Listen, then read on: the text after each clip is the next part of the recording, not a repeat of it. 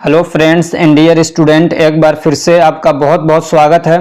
तो आज की इस वीडियो में हम लोग पढ़ने वाले हैं फार्मेसी लॉ एंड एथिक्स के चैप्टर नंबर 14 का पार्ट नंबर 2। आपने अगर इसका फर्स्ट पार्ट नहीं देखा है तो उसको जाके ज़रूर देख लीजिए। आप उसको प्लेलिस्ट में जाके देख सकते हैं या डिस्क्रिप्शन में आपको इसकी लिंक मिल जाएगी। तो चलिए शुरू करते हैं। तो आज का हमारा फर्स्ट जो टॉपिक है वो है brand name versus generic name, यानी कि ब्रांड नेम जो दवाएं होती हैं और जो दवाएं जेनेरिक नेम से बिकती हैं उसमें क्या फ़र्क होता है। तो सबसे पहले हम लोग देखते हैं ब्रांड नेम ड्रग्स क्या होती हैं। ब्रांड नेम ड्रग्स और innovative drugs are the drugs discovered by the pharmaceutical companies. इसे ये इतना छोड़ दीजिएगा, ऑफ ए पेटेंट ड्रग ये बाय मिस्टेक टाइप हो गया है। And other companies are prevented from producing and selling this drug. तो क्या होती हैं ब्रांड नेम दवाएं? तो ब्रांड नेम दवा कहिए या इनोवेटिव ड्रग्स कहिए, दोनों का मतलब एक होता है। तो इसका मतलब ये होता है, मान लीजिए आपने कोई नई दवा बनाई, आपकी कोई फार्मास्यूटिकल कंपनी है, उसने कोई नई दवा डेवलप किया, समझ में आ रही बात, जो कि दवा पहले से नहीं थी, उसके पीछे उन्होंने बहुत मेहनत किया, पैसा लगाया, टाइम लगाया। तो अब ये जो दवा होती है ना, वो कंपनी सिर्फ वही उस दवा को बना सकती है और बेच सकती है, उससे पैसा कमा सकती है। दूसरी जो कंपनीज होती हैं उनको इस बात की परमिशन नहीं होती है। हाँ, अगर उनको बनाना है तो उससे परमिशन लेके तो बना सकते हैं, लेकिन बिना उनकी परमिशन के अगर कोई ऐसा करता है तो वो होता है इलीगल। तो इस टाइप की जो भी मतलब नई दवा बनाई जाती है, डिस्कवर की जाती है, तो वो फार्मास्यूटिकल कंपनी क्या करती है, उसको मतलब पेटेंट करा लेती है। पेटेंट कराने का मतलब इस दवा को इतने समय तक, इस दवा को मतलब एक खास समय होता है 10 साल या 20 साल, 20 साल आमतौर से होता है कि इतने दिनों तक इस दवा को सिर्फ हम ही बना सकते हैं और हम ही बेचेंगे इसको, हम ही इससे पैसा कमाएंगे। तो उन दवाओं का रेट थोड़ा हाई होता है, उसका एक नाम भी वो रखते हैं जो पेटेंट दवा है उनकी वो। तो उसी दवा को हम लोग बोलते हैं ब्रांड नेम ड्रग्स, जो कि थोड़ी सी महंगी होती है जेनेरिक दवा के मुकाबले में। अब जेनेरिक दवा क्या होती है? यही दवा जो पहले ब्रांड नेम से बिक रही थी, समझ में आ रही बात, यही दवा जो पहले पेटेंट थी, पेटेंट मतलब कि सिर्फ यही कंपनी बना सकती है जिसने इसको क्या है, मतलब जिसने इसको डिस्कवर किया है। लेकिन जब इसके पेटेंट का जो टाइम है, जब वो एक्सपायर हो जाता है, पेटेंट का जो टाइम है यानी 20 साल का टाइम लगाया गया था, तो 20 साल हो गए, तो अब दूसरी जो कंपनीज हैं उनको भी क्या है, परमिशन है कि वो ये दवा बना सकती हैं। उसके लिए कुछ प्रोसीजर है, वो सब बात की बातें हैं। तो जो पेटेंट दवा थी अब वो हो जाती ऑफ पेटेंट, क्या हो गई, अब वो क्या हो गई, ऑफ पेटेंट हो गई। ठीक है, तो जेनेरिक दवा क्या है, ये एक तरीके की ऑफ पेटेंट फार्मास्यूटिकल प्रोडक्ट है। समझ में आ रही बात, ये क्या है, एक ये जो है ब्रांड नेम दवा है, ये क्या है, एक पेटेंट दवा है, एक पेटेंट फार्मास्यूटिकल प्रोडक्ट होता है। और जो जेनेरिक दवा होती है वो ऑफ पेटेंट होती है, यानी इसको कोई भी बना सकता है। अब ये दवा पेटेंट नहीं रही है, तो अब कोई भी पेटेंट दवा थी उसको बहुत सारी फार्मास्यूटिकल कंपनीज क्या है फिर बनाने लग जाती हैं। हाँ, एक चीज उसमें ध्यान रखा जाता है, ब्रांड नेम वाली जो दवा थी जिस तरीके से वो बनाई जा रही थी, सेम वैसे ही ये दवाएं भी बनाई जाएंगी, यानी इनका स्ट्रेंथ भी सेम होगा, यानी कितनी पावर की है, उसका जो डोजेस फॉर्म में वो बना रहे थे वो भी इसी डोजेस फॉर्म में बनाएंगे, यानी अगर वो टेबलेट बना रहे थे तो ये भी टेबलेट बनाएंगे, अगर वो कैप्सूल बना रहे थे तो ये भी कैप्सूल ही बनाएंगे। उसका एडमिनिस्ट्रेशन रूट सेम होगा, उसकी सेफ्टी और क्वालिटी वगैरह जो है वो सब सेम होनी चाहिए, किसके, जो ब्रांड नेम दवा थी उसके। और ये कंपनीज कब बनाती हैं, जब क्या है, पेटेंट का जो टाइम है जब वो एक्सपायर हो जाता है, यानी 20 साल के लिए उस दवा को पेटेंट कराया गया था, अब 20 साल हो गए, उसके बाद उसी दवा को दूसरी कंपनीज बनाती हैं, तो उसको बोलते हैं जेनेरिक ड्रग। अब ऐसा नहीं है कि उन दवाओं का नाम नहीं रखा जाएगा, उसका वो नाम कुछ रखेंगे, लेकिन फिर भी क्या है, वो एक तरीके से जेनेरिक दवा मानी जाती है। और जेनेरिक दवा क्या है, ब्रांड नेम दवा के मुकाबले में सस्ती होनी चाहिए। सारी चीजें सेम होंगी लेकिन रेट क्या होगा, सस्ता होगा। समझ में आ रही बात। तो आप जब भी दवा खरीदने जाइए तो ये पूछ लीजिए कि ये जो ब्रांड नेम दवा है क्या इसका जेनेरिक भी है क्या। अगर जेनेरिक दवा उसकी है तो आप जेनेरिक लीजिए ना, उसमें आपको दवा सस्ती मिलेगी, बाकी सारी चीजें सेम होंगी, कीमत आपकी क्या है, कम हो जाएगी, आपके पैसे बच जाएंगे। अब एक टॉपिक है ट्रेड नेम कॉन्सेप्ट, कि ट्रेड नेम कॉन्सेप्ट क्या होता है। तो trade name is an official name given by a company to promote its brand, service और प्रोडक्ट है।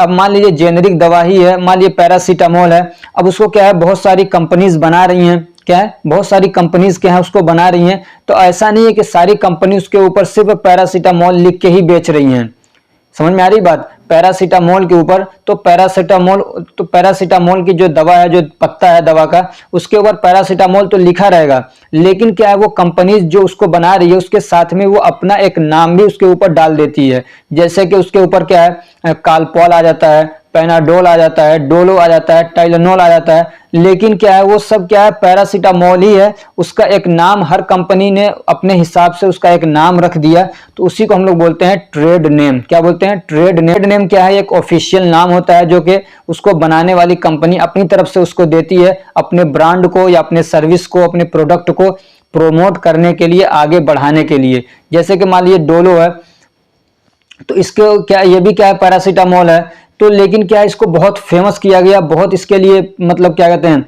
इसके लिए बहुत एडवर्टीजमेंट किया गया, डॉक्टरों को पैसा खिलाया गया। इसके पीछे न्यूज आई थी एक कि डॉक्टरों को पैसा खिलाया गया। हर डॉक्टर क्या वो पैरासीटामोल नहीं लिख रहा है, वो लिखेगा डोलो। वो क्या लिखेगा? डोलो। डोलो। तो अब क्या है, ये जो कंपनी है डोलो बनाने वाली, अब ये फेमस हो गई। अब हर जगह पता चल रहा है कि कोई बुखार हुआ डोलो, बुखार हुआ डोलो।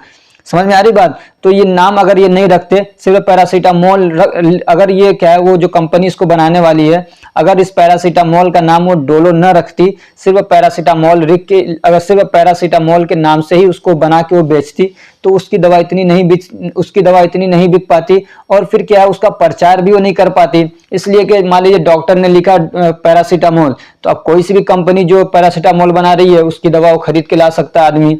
लेकिन जब वो डोलो लिख देगा, तो अब आप दवा खरीदने जाएंगे अपना प्रिस्क्रिप्शन लेके, तो आपको क्या है, इसी कंपनी का लेके आएंगे जिसने डोलो को बनाया है। तो ये होता है ट्रेड नेम, ठीक है ना। तो ये ट्रेड नेम यानी कंपनी अपने हिसाब से एक नाम रखती है अपने ब्रांड को, अपने सर्विस को, अपने प्रोडक्ट को फेमस करने के लिए, प्रोमोट करने के लिए। अब एक टॉपिक है इंटेलेक्चुअल प्रॉपर्टी राइट्स। तो इससे पहले कि हम लोग इंटेलेक्चुअल प्रॉपर्टी राइट्स को पढ़ें, पहले हम लोग समझते हैं कि इंटेलेक्चुअल प्रॉपर्टीज होती क्या है। Intellectual properties refers to creation of mind. तो इंटेलेक्चुअल प्रॉपर्टी क्या है, ये समझिए कि हमारे माइंड का एक क्रिएशन होता है। मान लीजिए आप हैं, आपने कोई नई चीज बनाई जो उससे पहले एग्जिस्ट नहीं कर रही थी। आपने कोई किताब लिख दी, आपने कोई नई दवा बना दी जो पहले नहीं थी, आपने कोई लिटरेचर तैयार कर दिया, आपने कोई डिजाइन बना दिया, कोई सिंबल बनाया, कोई नाम बना दिए, कोई नाम रखा, कुछ इमेज बनाया। तो जो भी इस टाइप की चीजें हैं जो पहले से एग्जिस्ट नहीं कर रही थी, और आपने अपने दिमाग से सोच के, अपनी मेहनत से आपने उस चीज को बनाया, तो वो होती है आपकी इंटेलेक्चुअल प्रॉपर्टी, जो आपने खुद से अपनी मेहनत से डेवलप किया है, ठीक है ना। अभी जो इंटेलेक्चुअल प्रॉपर्टीज है ये अलग अलग टाइप की, इसको कैटेगराइज किया गया है। जैसे कि पेटेंट हो गया, जैसे दवा है उसको पेटेंट करा लिया जाता है। ऐसे ही ट्रेडमार्क हो गया, यानी आपके बिजनेस का कोई निशान है, समझ में आ रही बात, आपने कोई सिंबल बना लिया है, तो वो भी क्या है, आपकी एक प्रॉपर्टी है, अब कोई दूसरा उसको यूज नहीं करेगा। ऐसे ही कॉपीराइट होता है, यानी आपका कोई लिटरेचर है, आपकी कोई किताब है, कोई पीडीएफ है, तो उसको आप क्या है, कॉपीराइट करा लेते हैं, यानी दूसरा कोई उसको क्या है, छाप नहीं सकता है, बेच नहीं सकता है। ऐसे ही मान लीजिए आपका कोई ट्रेड सीक्रेट है, जैसे कि मान लीजिए मोबाइल बनाने वाली कंपनीज हैं, तो उनका अपना कुछ मतलब सीक्रेट होता है, उनके कुछ फीचर्स होते हैं, वो दूसरे कंपनीज को शेयर नहीं करते अपनी टेक्नोलॉजी को, ठीक है ना। अब कोई दूसरी कंपनी उसको अगर चुरा लेती है तो उसके ऊपर पेनाल्टी मारते हैं वो, तो ठीक है। तो जो भी इंटेलेक्चुअल प्रॉपर्टी है इस टाइप की, तो उसके कुछ राइट्स हैं, यानी आदमी उसमें मेहनत कर रहा है, अपना टाइम लगा रहा है, मेहनत लगा रहा है, तो उसको कुछ राइट दिया जाता है, मतलब सरकारी तौर पे। तो वो राइट्स क्या हैं? तो वो राइट्स सिंपल सी बात है कि जिसने उसके पीछे मेहनत की है, जिसने उसको बनाया है, तो उस चीज से फायदा उठाने का उसको एक मतलब अपॉर्चुनिटी दी जाती है कि इस टाइम पीरियड तक सिर्फ आप ही इससे फायदा उठा सकते हैं, यानी उससे आप अपना क्या कहते हैं, वेल्थ क्रिएट कर सकते हैं, यानी फिक्स टाइम के लिए, यानी 10 साल के लिए, 20 साल के लिए सिर्फ आप ही इससे पैसा कमा सकते हैं। दूसरी कंपनीज वगैरह इससे पैसा नहीं कमा सकती हैं। और अगर आपकी परमिशन के बगैर कोई दूसरा इसको यूज करता है तो उसको इलीगल माना जाएगा और उसके अगेंस्ट एक्शन लिया जाएगा, उनको सजा दी जा सकती है, उनको क्या है, पेनाल्टी लगाई जा सकती है। अब एक टॉपिक रह गया इसमें, इमरजेंसी यूज ऑथराइजेशन, जिसको EUA बोला जाता है। तो क्या होता है इमरजेंसी यूज ऑथराइजेशन का इंट्रोडक्शन देख लेते हैं। Emergency use authorization is an authorization issued for use of unregistered drugs and vaccine in a public health emergency by FDA, even in the lack of complete information about the safety and efficacy of the product. तो emergency use authorisation क्या है? तो ये समझिए एक तरीके का ये परमिशन होता है जो कि इमरजेंसी कंडीशन में दिया जाता है। क्या है, इमरजेंसी यूज ऑथराइजेशन एक तरीके का ऑथराइजेशन है, यानी एक तरीके का परमिशन है जो कि इमरजेंसी कंडीशन में दिया जाता है, और वो इमरजेंसी कंडीशन हेल्थ से रिलेटेड है। समझ में आ रही बात? और वो इमरजेंसी कंडीशन पब्लिक के हेल्थ से रिलेटेड है। तो ऐसी कंडीशन में अनरजिस्टर्ड दवाओं को यूज करने की एक परमिशन दी जाती है। समझ में आ रही बात? ये जो इमरजेंसी यूज ऑथराइजेशन है, ये क्या है, अनरजिस्टर्ड दवाओं को या वैक्सीन को किसी इमरजेंसी कंडीशन में यूज करने की परमिशन दी जाती है FDA के जरिए से। तो उसको हम लोग बोलते हैं इमरजेंसी यूज ऑथराइजेशन। हालांकि वो जो दवा है वो अनरजिस्टर्ड है, यानी क्या है, वो FDA से अप्रूवल नहीं मिला हुआ उसको। समझ में आ रही बात? चाहे वो दवा है चाहे वो वैक्सीन है, यानी उसको अप्रूवल नहीं मिला हुआ है, फिर भी उसको परमिशन दी जाती है। हालांकि उसके क्या कहते हैं, उस दवा के बारे में पूरी कंप्लीट इंफॉर्मेशन नहीं है कि वो कितनी ज्यादा सेफ है, उसकी एफिकेसी क्या है, उसके बावजूद भी क्या है, मतलब उसको यूज करने की परमिशन दी जाती है अगर अगर क्या है, पब्लिक हेल्थ इमरजेंसी है। यानी ये समझिए कि जैसे कि कोरोना वायरस आया तो एक पेंडेमिक क्रिएट हो गया, बहुत सारे लोगों की जान जाने लगी, उसके लिए कोई दवा थी नहीं कि उससे मतलब लोगों का इलाज किया जा सके। तो मान लीजिए एक कंपनी है फाइजर, उसने कहा कि मैंने ये वैक्सीन बना दिया है, आप इसको क्या है यूज कर सकते हैं। अब ये होता है कि मान लीजिए कोई भी दवा क्या है, मतलब अप्रूव होने के लिए यानी रजिस्टर्ड होने के लिए एक बहुत लंबा टाइम लगता है। समझ में आ रही बात? आपने पढ़ा कई सारे फेजेस होते हैं, पहले क्या प्री क्लिनिकल ट्रायल्स होगा, क्लिनिकल ट्रायल होगा और बहुत सारा कुछ होगा उसमें, तब जाके वो क्या दवा एक मतलब अप्रूव्ड होती है। तो इतना टाइम भी नहीं है। तो उस कंपनी ने कहा कि मैंने इसको बनाया है, इसको आप इस इमरजेंसी कंडीशन में यूज कर सकते हैं। तो अब उस दवा की जो क्या है सेफ्टी है, एफिकेसी है, वो पूरी तरीके से क्या है मालूम नहीं है। उसके बावजूद भी क्या है FDA पब्लिक के हेल्थ की कंडीशन को देखते हुए अप्रूवल दे देती है। तो उसी को हम लोग बोलते हैं इमरजेंसी यूज ऑथराइजेशन। ठीक है ना? जो रजिस्टर्ड दवाएं हैं या वैक्सीन है उसको तो आराम से यूज किया जा सकता है, लेकिन जो अनरजिस्टर्ड है उसके यूज करने के लिए ये परमिशन दी जाती है। अब इसके लिए कुछ कंडीशन है, ऐसा नहीं कि कोई भी गया और कहा कि ये मैंने दवा बनाई है, इसको परमिशन दे दीजिए यूज करने के लिए। नहीं, ऐसा नहीं होता है, बल्कि वो परमिशन देने से पहले कुछ चीजों को डिटरमाइन करता है, देखता है। तो वो क्या चीजें हैं? पहले तो ये देखता है कि the agent mentioned in the emergency condition में be serious life threatening illness और नॉट। ये कह रहे हैं कि जो मतलब एक तरीके से पेंडेमिक क्रिएट हुआ है, इमरजेंसी हेल्थ कंडीशन जो क्रिएट हुई है, तो उसका जो एजेंट है यानी जिसकी वजह से वो हुआ है, जैसे कि मान लीजिए कोरोना वायरस में इसका एक इमरजेंसी कंडीशन था, तो उसमें एजेंट क्या था? कोरोना वायरस था। तो ऐसे ही जो भी इमरजेंसी कंडीशन हो रही है उसका जो एजेंट है वो कितना ज्यादा सीरियस है, कितना ज्यादा डेंजरस है, पहले उसके बारे में वो लोग क्या है तहकीक करते हैं, उसके बारे में रिसर्च करते हैं, कंफर्म करते हैं।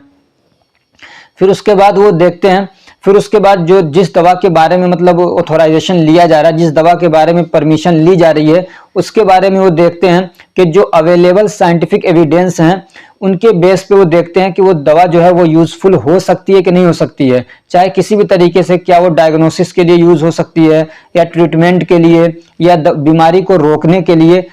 अगर किसी भी तरीके से जो अवेलेबल साइंटिफिक एविडेंस हैं वो ये बताते हैं, उनसे ये पता चलता है कि हाँ ये दवा क्या है कारगर हो सकती है डायग्नोसिस के लिए, ट्रीटमेंट के लिए या बीमारी को रोकने के लिए, तो फिर क्या है वो परमिशन देते हैं। और तीसरी चीज और भी देखते हैं वो, the non and potential benefit must be more than the non and potential risk of the product.